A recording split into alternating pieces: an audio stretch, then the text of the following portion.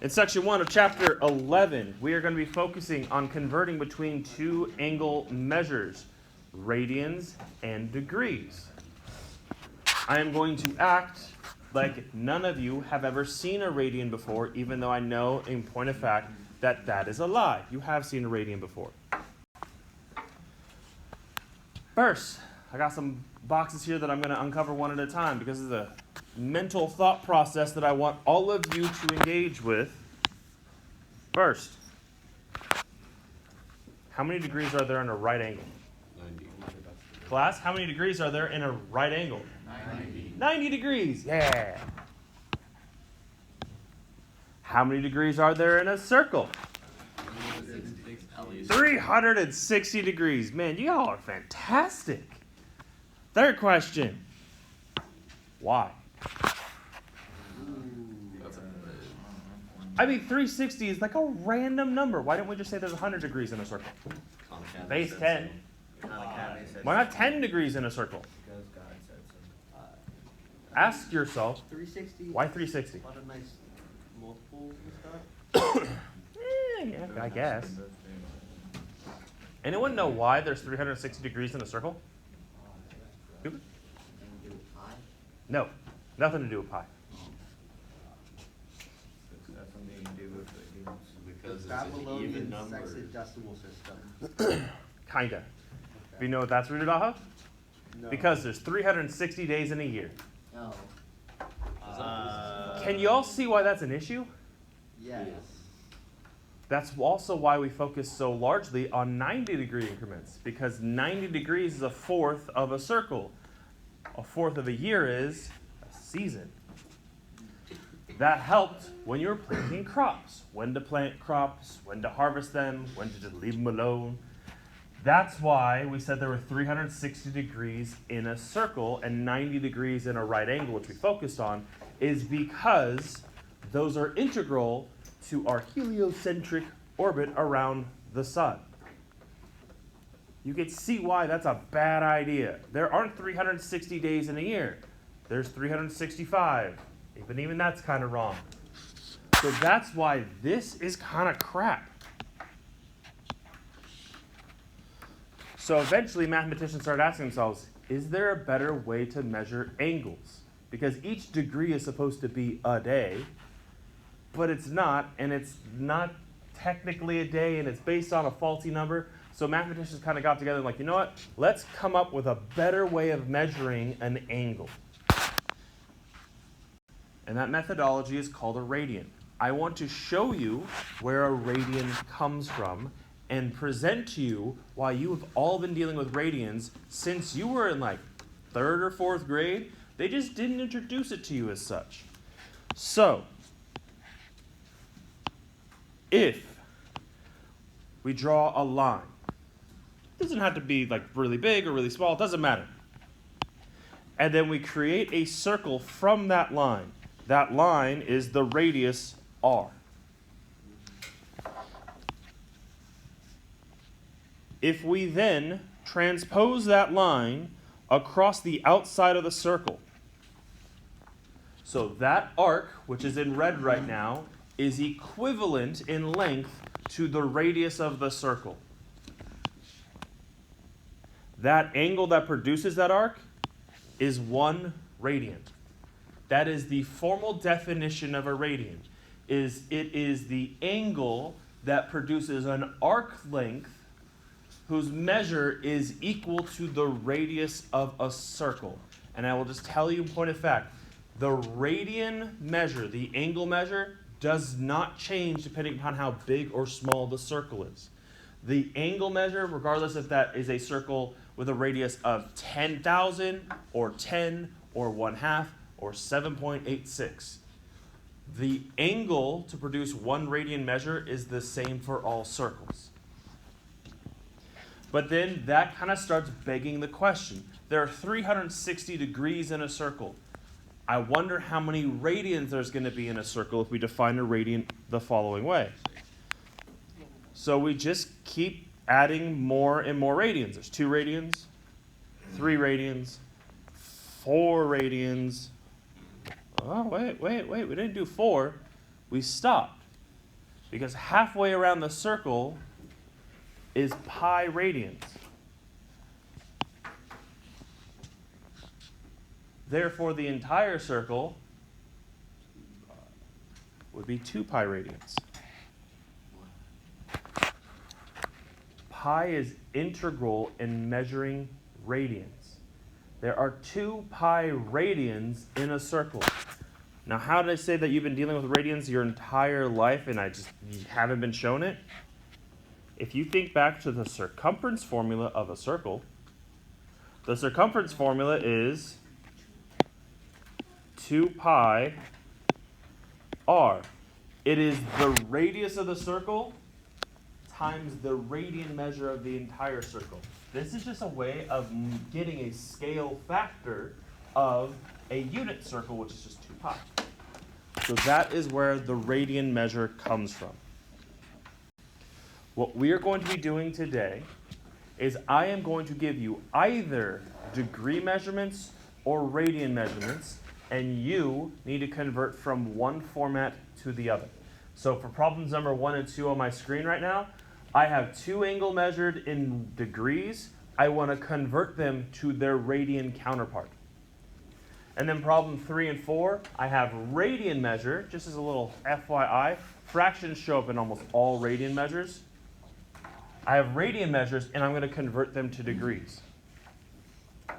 The process of doing this is really simple, and I like it because it also ties to other things in science, specifically physics, about converting units. Quick story about my past. I used to do tutoring when I was in college to kind of pay for me to be able to afford college. And I could tutor people in science without knowing jack about science. Because a lot of science is about converting from one unit to another, or by trying to find a specific unit. If you know the units that you have and the units that you want to get, you don't need to memorize formulas anymore. You just need to understand how those units can interact with one another in such a way that you get an output in the unit that you want. What do I mean by that? Right now, for problem number 1, I have a measurement that has a unit degrees. If I want to convert it into radians, here's what I'm going to do. I'm going to multiply it by something, and it's going to be a fraction. What I want to occur is I want the degrees to disappear. I want them to, quote unquote, cancel out. So what I'm going to do, this is 75 degrees over 1, is I'm going to multiply by something that has degrees on bottom. Because then the degrees on bottom and the degree from the 75 degrees, which is on top, the degree symbols would cancel. The units cancel. What I want as an output answer is I want radians. So on the top part of that fraction, I'm going to put a radian measure. Now, just as a point of fact, we don't often write rad when we're talking about radians. If you don't see a degree symbol in mathematics, we presume it to be a radian. Radians are our default angle measuring unit in mathematics. Because if I multiply by something that is radians over degrees, the degrees will cancel, and my answer will only have radians as a unit left. So my answer will be in radians. But now I need to pick the numbers. Now there's a golden rule in mathematics that we use all the time, and you've been using all the time, that I think we use so frequently, I almost consider it cheating in mathematics, which is the idea that you can multiply anything by the number 1, and it does not change value. 5 times 1 is 5. Negative 13 times 1 is negative 13. But we use it in a slightly more creative way. You've done this in the past when we were rationalizing denominators, and you multiply the top and bottom by root 3. Root 3 over root 3 is equal to 1. We do this all the time in mathematics. So what I want to do is I want to multiply that 75 degrees by the number 1. But now that we're allowed to use units, we could be a lot more flexible. What I need to do is I need to make sure that the top angle measure and the bottom angle measure are the same. So what I could do is 2 pi over 360, because 2 pi represents an entire circle, 360 represents an entire circle. Therefore, they're the same measurement. Therefore, 2 pi radians divided by 360 degrees is a fancy way of writing the number 1. And so I can multiply by that number 1, and I don't change its value. Now that said, this will work, but if you look at that fraction, you might notice it's reducible. But I like starting with a full circle because it tends to stick with your mind a lot better. Like, oh, I'm multiplying top and bottom, full circle. But the top and bottom are both divisible by 2, which is why what we will typically multiply by is not a full circle. We multiply by half a circle, which is pi over 180 degrees. This is how you convert from degrees to radians, is you will multiply every single one of the degrees by pi radians over 180 degrees. Now when you do that, you're going to get 75 pi over 180. Because again, the degree on top and the degree on bottom would cancel. No more degrees, just radians.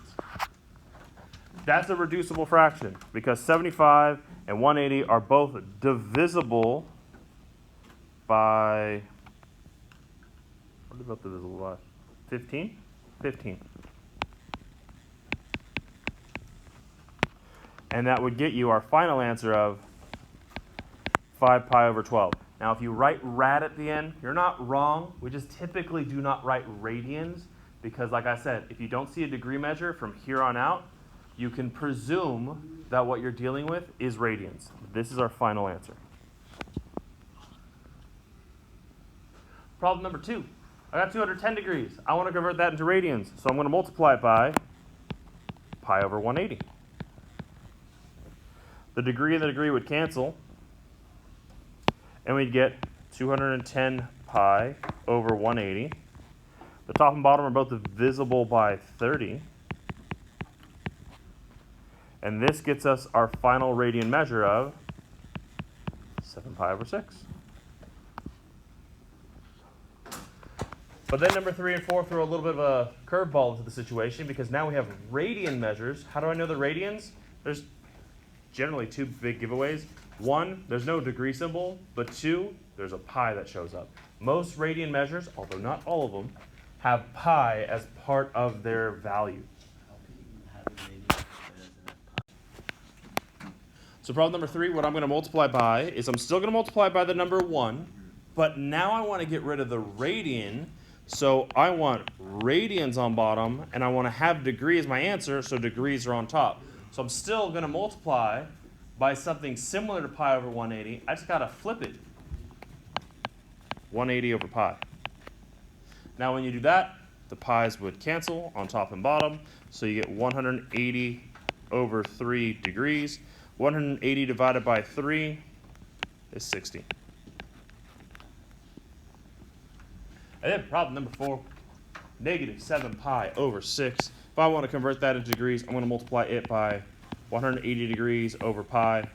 The pi's would cancel. You would get negative 1,260 over 6 degrees. Negative 1,260 is divisible by 6. The answer is 210 degrees negative.